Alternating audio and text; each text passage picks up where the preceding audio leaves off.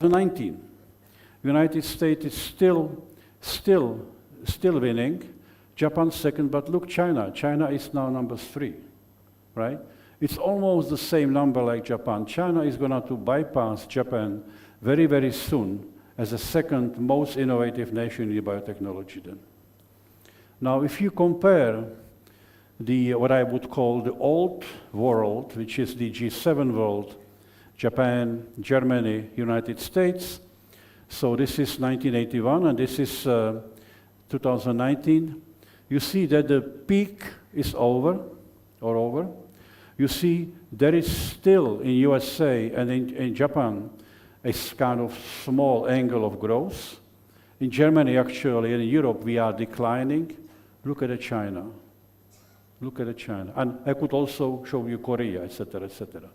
So I think this is showing where the major innovation, biotechnology sector power will be coming years. Again, not over 100 years, it's happening now as we speak. So what about India? I did some study and I came across the DBT, National Biotechnology Development Strategy, and it shows that in 2025, which is only 2 years from now, the volume of the biotechnology industry in India is expected to have a market size of 150 billion of US dollars. This is not small, and of course this is going to grow. So India is definitely positioning itself in this important growth and in the biggest movers and shakers scientific innovation markets in this context. So I'm here representing a basic bottom-up science global organization. So let me just quickly share with you some of my ideas about how the innovation cycle works, right? So what is the journey from the basic discovery science to the new applications? So I think we are still living in the world of the incremental innovation, right? So we are investing in education, etc., science, research, and we do it both basic and applied, and it takes from decades to centuries, and then innovation comes. So this is the 99% of the innovation cycle we are doing. There is, however, yet another innovation which is disruptive. Somebody comes with something quickly, for example, graphene, almost overnight, and then it takes over and it goes very, very fast. I mean, if you look at the information technology, about all these things we are having all the time in our pockets, this is a disruptive innovation, which happened in a very short time, and which is now governing basically not only the world, but also our minds in this context.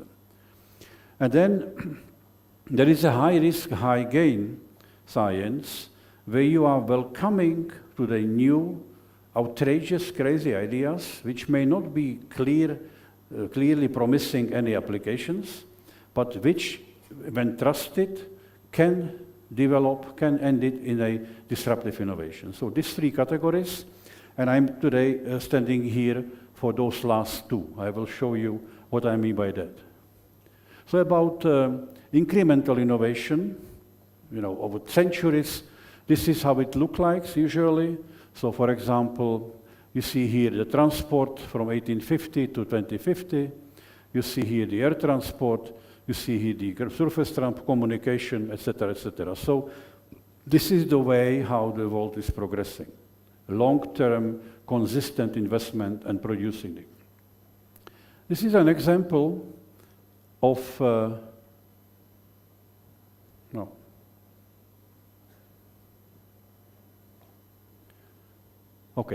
of a disruptive innovation. I like this picture very much because it shows you the Easter Parade, 5th Avenue, in 1900, right?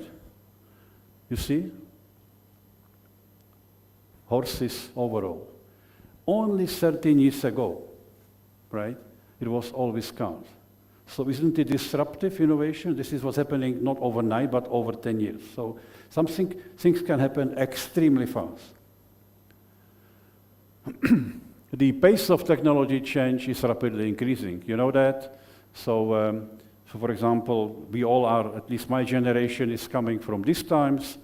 I got my first punch card machine in 1980, and you remember all the frustrations, all of that we have been doing. And of course now I'm having this stick in my pocket and more, and I can put on it almost whole computer program, which et cetera, et cetera. So again, this goes very fast, and actually even this is now outdated. We are all on cloud, I guess. I'm doing cloud computing on my road in the taxi here, and it's just amazing how this goes quickly in this context.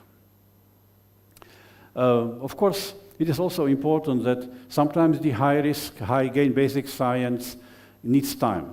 It doesn't happen overnight. So this is the very nice history of the mRNA vaccine, which probably you know, was first studied and discovered actually in the 60s. And it took consistent additional investment still in a not promising ideas. I mean, even before COVID, nobody was really thinking about mRNA vaccine right now. So that idea came across quickly, but the investment has been made over the years consistently then. So there is an international organization which I am very proud to lead, which is called Human Frontier Science Program. It was established due to the geopolitical ground. In 1987, Japan was looked at by United States as a huge competitor, a problem, adopting technologies, producing everything much faster and even better.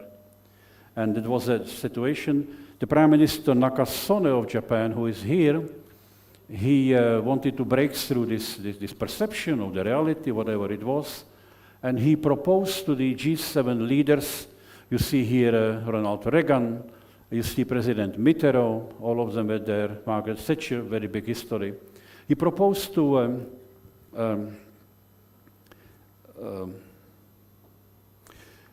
create an international organization which will be harnessing the best minds across the world in the life science for the benefit of humankind, meaning not just for Japan. Japan made a huge endowment at the time, $1.8 billion to support it, and all the G7 countries and European Commission agreed to establish it.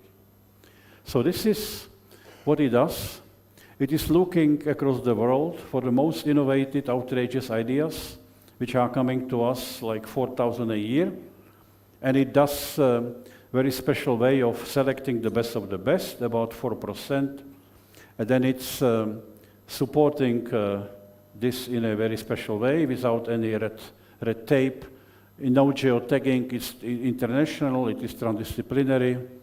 It is putting the idea first, and it shows this high-risk, high-gain nature, because we are supposed to excel, but you can fail without any consequences, because high risk means high gain or not. To me, when I came to organization in July 2021, I'm still trying to believe this is possible, because it became tremendous success by all possible measures you can think of, academic measures, 28 Nobel Prizes, which are attributed to the projects and grants we have been supporting. Yet another 4 Nobel Prizes which were given to our Nakasone awardees. All other prizes you can think of here are part of it. Publications cited about 3-5 times more than average, all of that. That's the academic side. But what I found most interesting, every 3 years, there is an independent review which is looking about, across the world, about patents, the innovation patents deposited in the large field of biotechnology, biopharma, material science. And surprisingly, projects which came to us out of curiosity, which do not pretend any applications in mind, they are cited by these patents about 3 times more than a mission-driven top-down science. I think this is a testimonial to supporting a creative, free mind of people. Of course, in our case, this is not only one. We have 3 disciplines together. We do require the best of the best. We do require international collaboration. But I think it's still very interesting this is happening. So I can lead you very quickly before I show this picture, what it means. India is the major member. India joined the organization in 2006. It is Department of Technology, DBT, representing India in this program. India contributed so far about 17 million United States dollars, and it got back in the disbursement in international projects a little bit more, so this is good. But the most important, India has extremely competitive edge. So the blue one is the research grants, and the other one is frontier fellowships. And just imagine, this is a 4% of the world best. And every year, there is an Indian winner, which means that there is enormous quality here, which I think we have, which can compete with the rest of the world. This year, we just finished the selection cycle. Out of the 800 initial applications for the Frontier Fellowship, we selected, after a very heavy round of selections, 52, and 6 goes to Indian fellows. I think this is a testimonial for quality. I'm here also to tell that, of course, so far we were perceived only as a life science. We are much more. I talk about horizontal biology, about convergence. So I'm also here to invite you to connect to us. In New Delhi, I visited not only DBT, but also DST and Minister of Earth Sciences to broaden up the mandate. And I think that from here, there could be a lot of interest in connecting to us as a potential fellows or the potential projects. So, of course, this is not about numbers and money. This is about Indian people. This is about projects. So very quick review of some of the Indian excellence in this program. Rana Matam Sudami, she was leading the research grant with Denmark, United States, and she discovered new treatment in the biological function of the meiosis. We have someone who won 3 times grant, which is almost impossible. He was director of the Bangalore in CBS study. There is a GNR nanostructure project, which is supported for Raul Roy. We have fellows. The recent one is here in 2013, showing collaboration with the Princeton, for example, and it's in CBS. The one which is on the Anjana Badrinarian, she studied repair mechanism in the cell and many others then. So just quickly, to show you something, I will be very quick. This project came to us, and that was about Drosophila, fruit fly, and it was about, question was about what is the basic biology of developing brain, in these flies. It turned to become a project which discovered the SHG gene, which then got the basis of one of the most successful medicine patented in drug in United States and in EU with the markets of billions. This is one of the most successful treatment in oncological system then. So brain of the fruit fly was the initial idea. It became actually the important medicine then. This is Gentech. You know, Gentech, Aviv Regev is our grantee and is our Nakasone awardee. She was actually the one who was at the beginning of the single cell sequencing. She developed the technology. It was commercialized, and Gentech is based largely on our alumni and grantees' history, which is also very interesting story of success then.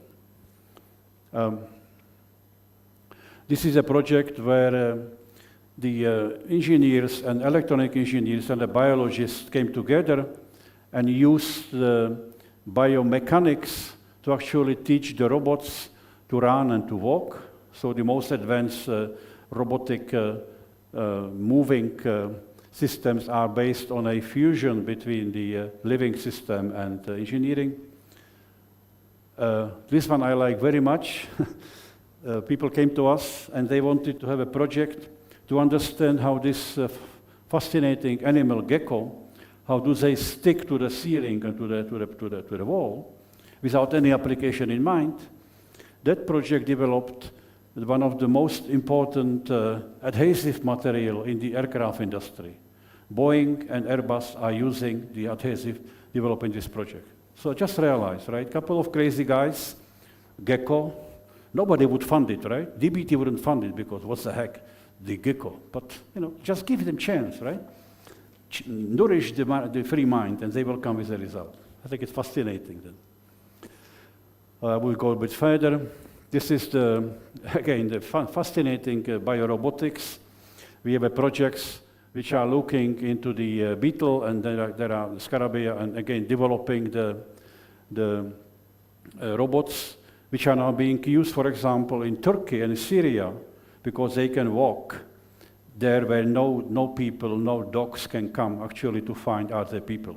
This is one of the most interesting applications.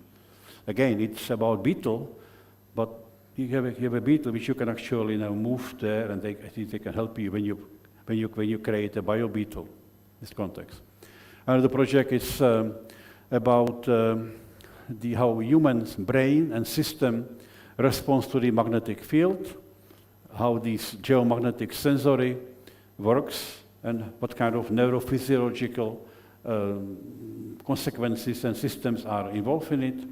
And it's also connected to that, for example, treatment of Alzheimer nowadays, these results. Yet another example is the flying robots. So this is similar like the beetle. We have a system where the flies and the insects can get an antenna and, for example, used to go to the places which may be toxic before any human being can come back with the information. This is again the salamander models, and this is something Kabat and I discussed a lot because he was one of the pioneers of the artificial limb. This is artificial biolimb, complete fusion between mechanics and bio functioning of the body system. Again, this is all coming from a completely unbound, bottom-up scientific thinking. So we are now moving into the future. This fascinating, what I call it, program in organization is really beautiful. It's every day such a joy to work with these beautiful minds across the world. They are beautiful minds. They are so crazy as John Nash. Have you seen Beautiful Mind movie? The book about John Nash. So these people are like that. They are crazy, they are creative. We got about 8,000 people across the world who are part of our system. So in our system, you got a grant. And when you are finished, then you are a member of the community. So we keep contact with them. So we are now moving into the next century. The strategy plan is being approved as we speak. We have a major meeting in Paris coming June. We are growing, and we are getting more members. South Africa has joined last month as an example then. But to me, there is a more to it. G7 world is of course a world which governed this world, this earth in 90s, but not anymore, right? I mean, there is excellence and power and economic power, brain power everywhere. Look at India. So I would like actually to move with this program for the next 5 years into the really global program. I would like to see countries like India, like South Africa, like the others from the global south, Brazil, Argentina, Mexico, to actually being given a chance to sort of profit from this fantastic creature equally. So to me, the inclusiveness and the equality is very, very important. So I came here to India not only to organize a number of workshops in Bangalore and here in Hyderabad and everything. I came here also to talk to the government. I met the minister, I met the secretaries, I met the Dr. Soot, the chief science advisor of the Prime Minister Modi. I met the G20 Sherpa, Mr. Khan, and I was telling them the same story. I said, look, this beauty which really needs to be there because this century will be driven on biology. It's a global good. I need a champion. I need a country which will help me to bring this to the really global organization. So I came here to invite India to sort of show and demonstrate the global geoscience technology leadership. I asked them to bring us to the G20, which they will do, and from that point under Indian leadership to Brazil G20, hoping that within the next 5 years we will have a much more equal, much more inclusive frontier science organization. So this is also my invitation and hope to you that you will share with me this hope and this plea to actually be more inclusive and to help us a little bit in this context. But of course, for the leadership, you need a vision, right? You cannot lead without vision. So I like this picture by Seneca, who said, if one doesn't know to which port one is sailing, no wind is favorable, right? That's a simple truth in this context, so we need a vision. And you know, in my view, we are still living in the Renaissance vision. The Newtonian physics, plus a little bit of the Einstein, but not really. And this is what is the current Newtonian physics doesn't talk about life science. It doesn't talk about humans. It doesn't talk about beetles. So I believe we are at the verge of a major breakthrough, which will be putting to this world a new vision. I call it the Anthropocene vision. Maybe the book which will be coming out of it, or paper, will be called Terrestrias Rationis Principia instead of Philosophic Naturalis. And who knows, maybe some of these brilliant students in the room here, I spoke this afternoon, would be here. Maybe over 20 years, somebody will be standing here and showing this picture with some of you there. So please mount your mind on this. I think we have a chance to change the world, to think about integrative, inclusive thinking where the life and humans are integral part of the system. And believe with us, like we believe, that the greatest innovation and creativity lie beyond the reach of experience. So don't do more of the same. Open your mind, discover, take a risk, show courage, and I think this is what makes, in the end, a life worth of living. Thank you very much.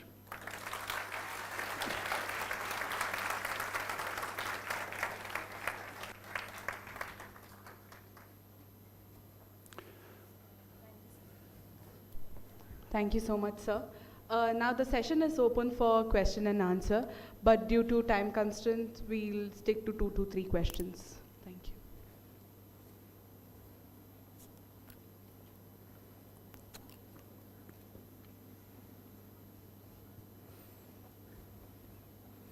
Good. Somebody's okay.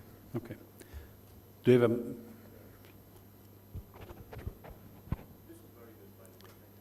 Maybe you have a microphone. You could get the others profit from your intervention. Thank you. Yeah, this was a very eye-opening presentation. Thank you very much.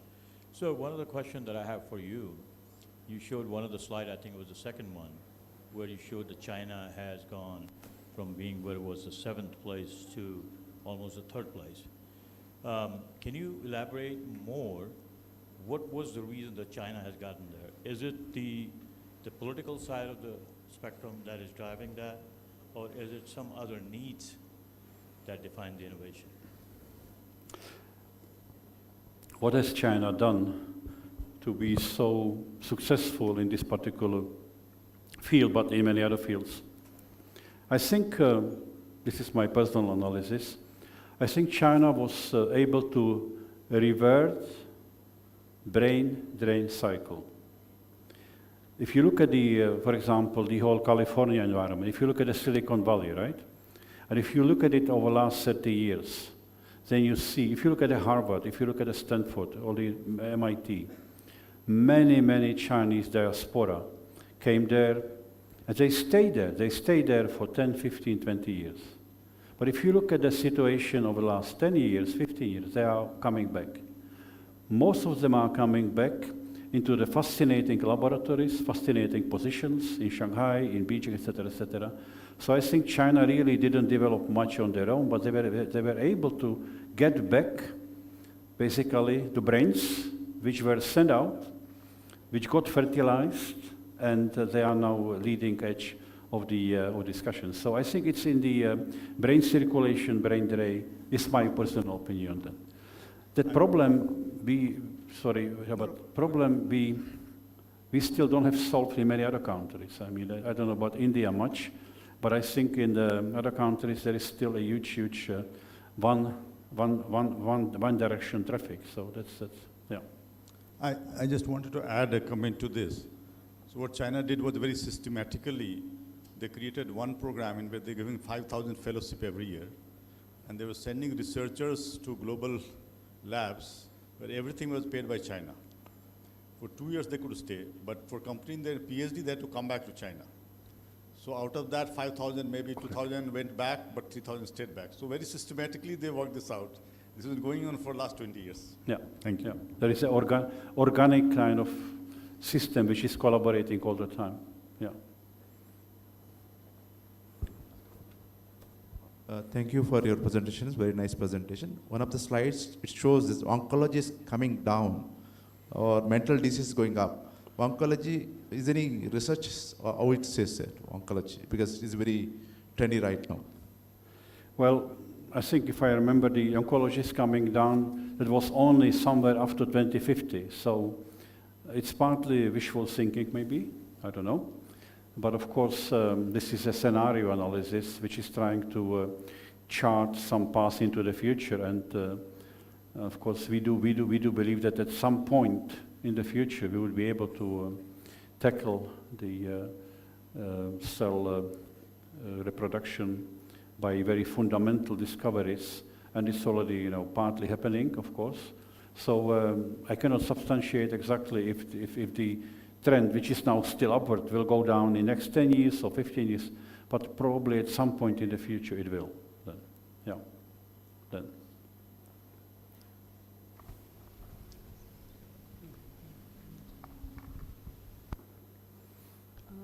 Thank you, sir. I would like to request BC sir to please felicitate A.P. Agarwal sir. Thank you.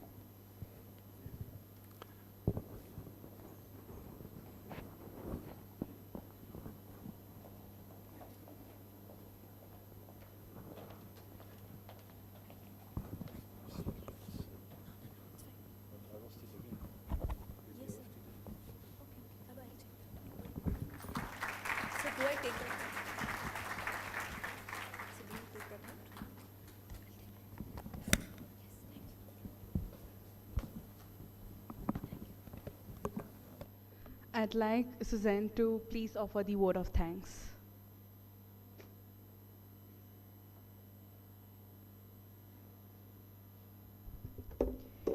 Good evening, distinguished guests, teachers, and students.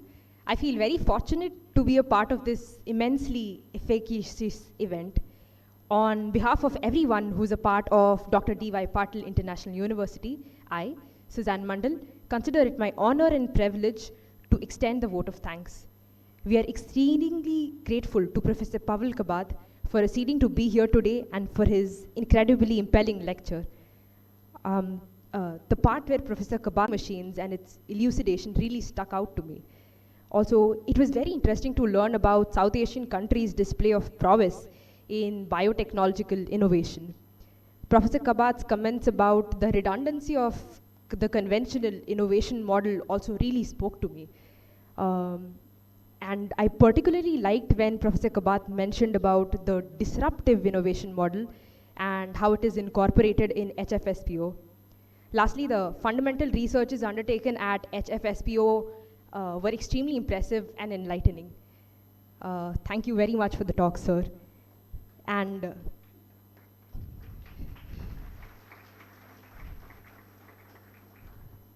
my sincerest thanks to our respected Vice Chancellor, Professor Prabhat Ranjan, for enabling this lecture and for being a perpetual facilitator for the university's students to participate in lectures and talks as exceptional as this. Thank you, sir.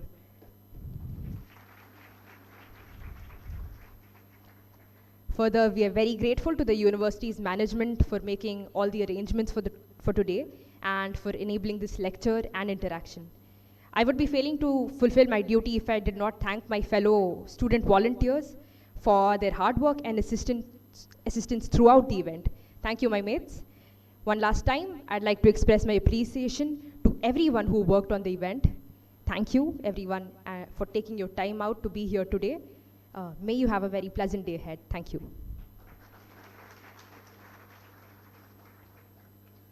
Thank you, Suzanne.